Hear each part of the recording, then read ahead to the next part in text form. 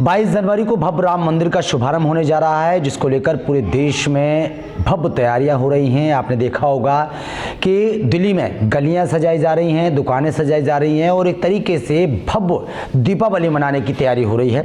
और इसी मुद्दे पर बातचीत करने के लिए हमारे साथ नारी शक्ति वुमेन एम्पावरमेंट की राष्ट्रीय अध्यक्ष सफीना जोसेफ जी मौजूद हैं और लगातार महिलाओं के लिए लड़ाई लड़ती हैं, महिलाओं के लिए खड़ी रहती हैं और कई कार्यक्रम ऐसे करती हैं जिसमें महिलाओं के लिए एक बड़ा संदेश दिया जाता है।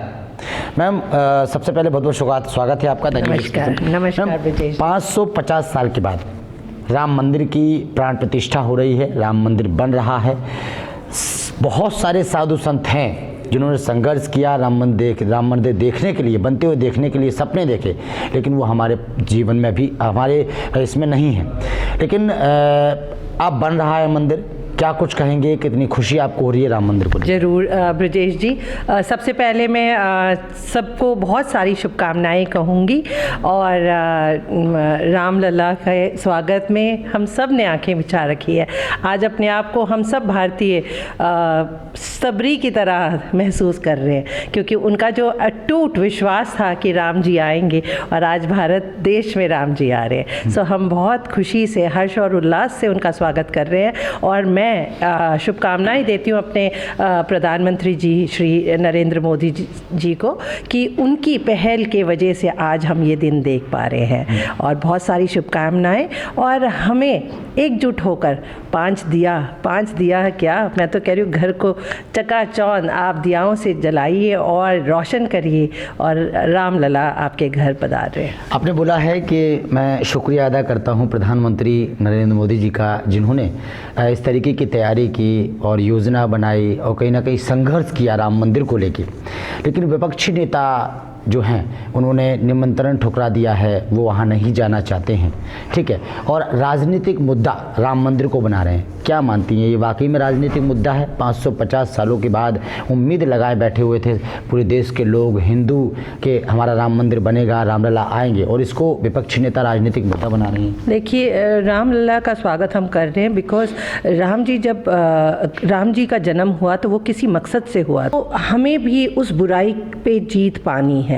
तो मैं पॉलिटिकली किसी भी मुद्दे पे नहीं जाना चाहती हूँ, क्योंकि हम भारतीय हैं और हर चीज़ को हम खुशी से, हर्ष और उल्लास से बनाते हैं, चाहे वो कोई भी, क्योंकि India is a diversity country and the way हमारे पास इतने सारे त्यौहार है, तीज है और राम जी आ रहे हैं जिनका हमने बरसों से इंतज़ार किया, तो खुशी से हमें इसको राम जी का आगमन करना चाहिए। और मैं इस मुद्दे पे बिल्कुल बात नहीं कर सकती हूँ, क्योंकि मैं चाहती हूँ कि सबको एकजुट होकर और खड़े रहना चाहिए। लेकिन आपको नहीं लगता है कि बड़े लीडरों को वहाँ पर जाना चाहिए था? बिल्कुल जाना चाहिए, मैं तो ये कहती हूँ। राम तो सबके थे और सबके रहेंगे।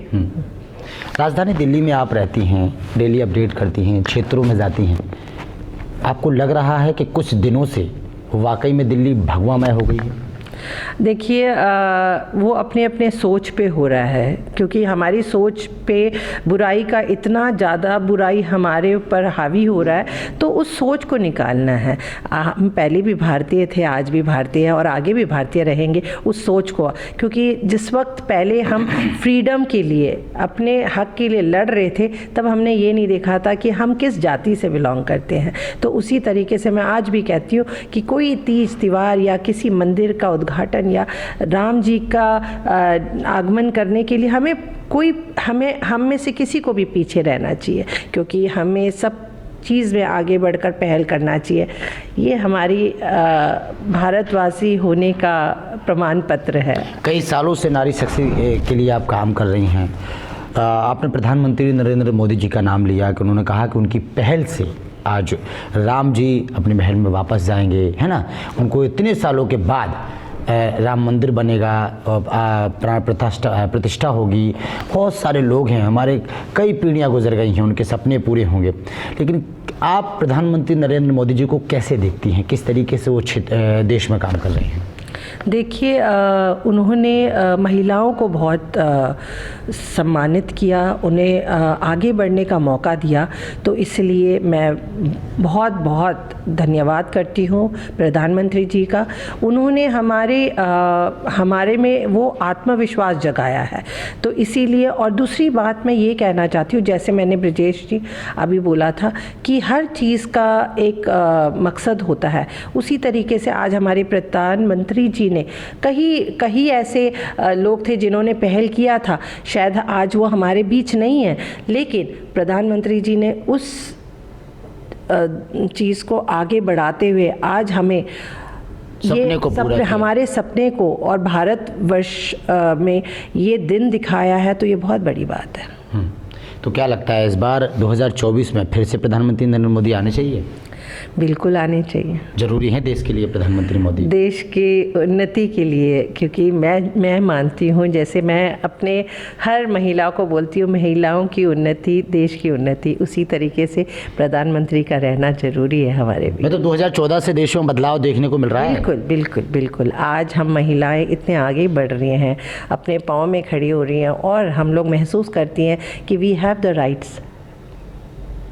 Thank you so much. हमारे साथ मौजूद थी सफीना जोसेफ, और लगातार जिस तरीके से उन्होंने बताया कि राम मंदिर की जिस तरीके से प्रधानमंत्री नरेंद्र मोदी जी ने शुरुआत की, और उसके बाद आज प्राण प्रतिष्ठा राम मंदिर की हो रही है, और जिस तरीके से पूरा देश खुशियां मना रहा है। राजधानी दिल्ली को तो पूरी तरीके से लोगों ने भगवामय कर दिया है, हर जगह जय श्री राम के झंडे देखने को मिल रहे हैं। उसके बाद भव्य तरीके से पूरा देश दिवाली मनाएगा। आपकी क्या प्रतिक्रिया है राम मंदिर को लेके और मैडम की इस बात को लेके, जिस तरीके से उन्होंने तमाम मुद्दों पर बातचीत की है, हमारे कमेंट बॉक्स में ज़रूर लिखिए। कैमरामैन के साथ ब्रजेश कुमार, दिल्ली।